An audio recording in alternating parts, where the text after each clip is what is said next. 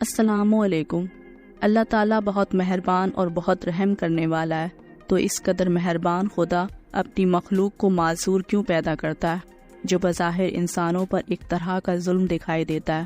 اسی طرح کا سوال ایک مرتبہ حضرت عیسیٰ علیہ السلام سے پوچھا گیا تھا، جس کے جواب میں انہوں نے فرمایا کہ اللہ تعالیٰ نے اندھے لوگ اس لیے پیدا کیے ہیں تاکہ دیکھنے والے اس نعمت کی قدر کر سکیں۔ سورۃ الدہر میں اللہ تعالیٰ فرماتا ہے کہ ان کے صبر اور استقامت کے بدلے میں اللہ تعالیٰ انہیں انعام کے طور پر جنت اور ریشمی ملبوسات سے نوازے گا۔ سورۃ الزمر میں ہے، جو ثابت قدم رہنے والے ہوں گے ان کو ان کا صلہ بے حساب پورا کیا جائے گا۔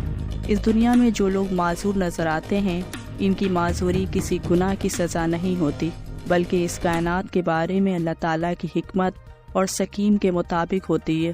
اس آزمائش کے قانون کے تحت وہ کسی کو بہت مال و دولت دے کر آزماتا ہے تو کسی کو زندگی کی بنیادی سہولت بھی میسر نہیں ہوتی، کسی کو حسن دیتا ہے تو کسی کو بدصورت بنا دیتا ہے۔ بالکل اسی طرح کسی انسان کی جسمانی ساخت میں کوئی نقص ہوتا ہے اور کوئی بالکل صحت مند اور توانا ہوتا ہے۔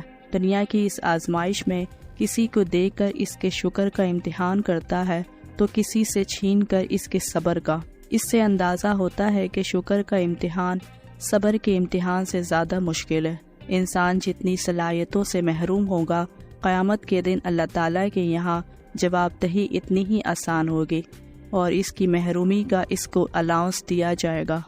یہ تو سب جانتے ہیں کہ اللہ کے برگزیدہ ترین بندے اس کے نبی اور رسول ہیں۔ آپ اپنے محبوب ترین بندے کو مثال بنا دیا عام انسانوں کے لیے۔ صاحب ایمان ہوتے ہوئے کسی کو خلیل بنایا تو بیٹے اور بیوی کو صحرا اور پہاڑوں میں تنہا چھڑوا دیا۔ پھر حکم ہوا جاؤ اور اسے گلے پر چھری پھیر کر ہمارے نام کی قربانی دو۔ اللہ کے خلیل ہیں، لیکن کیا گلہ یا سوال ہوا؟ ایک کو کلیم بنایا اپنا اور پیدائش کے ساتھ ہی ماں کی گود سے دور کر دیا، پھر شہر سے نکال باہر کیا اور 10 یا 12 سال بکریاں چرانے پر لگا دیا۔ یہاں بھی کوئی سوال نہیں۔ ایک کو درجن بیٹے دیے، لیکن سب سے محبوب فرزند کو دیگر بیٹوں کے ہاتھوں ہی کنویں میں ڈلوا دیا اور باپ کو لاچار کر چھوڑا۔ باپ جو نبی بھی ہیں اسے اندھا کر چھوڑتا ہے۔ یہاں بھی کوئی سوال نہیں۔ بیٹا جسے حسن یگانہ دیتا ہے، باپ موجود لیکن یتیم بنا، غلام بنا پروان چڑھتا ہے۔ پھر صاحب منصب ہونے کو ہے تو ایک اور آزمائش، پھر زندان میں ڈال چھوڑتا ہے۔ کوئی سوال نہیں۔ ایک کو بغیر باپ کے پیدا کرتا ہے اور نبوت عطا کرتا ہے، لیکن جب نبوت دیتا ہے تو چند حواری عطا کرتا ہے اور پھر انہی میں سے ایک کو دشمن بنا دیتا ہے۔ نتیجہ سولی چڑھا دینے کی کوشش اور پھر آسمانوں پر اٹھا لیا جاتا ہے، پھر دوبارہ نزول بھی لکھ دیتا ہے اور صاحب شریعت ہوتے ہوئے امتی کر چھوڑتا ہے۔ کوئی سوال نہیں۔ کسی کو درخت میں چھپاتا ہے اور ساتھ ہی دشمن کو پتہ بھی دیتا ہے اور آری سے 2 لخت کرواتا ہے اور ساتھ ہی حکم دیتا ہے اس دوران زبان سے اف بھی نکلی تو نبوت تو چھوڑ جنت بھی نہ دیکھے گا۔ کوئی سوال نہیں۔ اور پھر ان کو دیکھیے جن کے لیے فرماتا ہے کہ اگر تو نہ ہوتا تو میں دنیا کو پیدا نہ کرتا، یعنی وجہ وجود کائنات۔ آپ میں تمام انبیاء گویا ذرے سے آفتاب تک انہی کا احسان مند ہے۔ اللہ کے ہر کام میں ایک مصلحت ہوتی ہے جس کو سمجھنے کی انسانی صلاحیت محدود ہے۔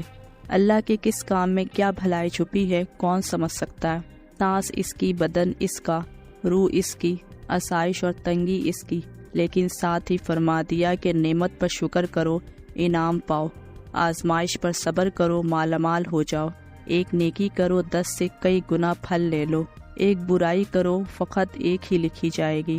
قرآن کی ایک آیت کا مفہوم ہے کہ اور اگر اللہ لوگوں کو ان کے اعمال کے سبب پکڑنے لگتا تو روئے زمین پر ایک چلنے پھرنے والے کو نہ چھوڑتا، لیکن وہ ان کو ایک وقت مقرر تک مہلت دیے جاتا ہے، سو جب ان کا وقت آئے گا تو ان کے اعمال کا بدلہ دے گا۔ خدا تو اپنے بندے کو دیکھ رہا ہے۔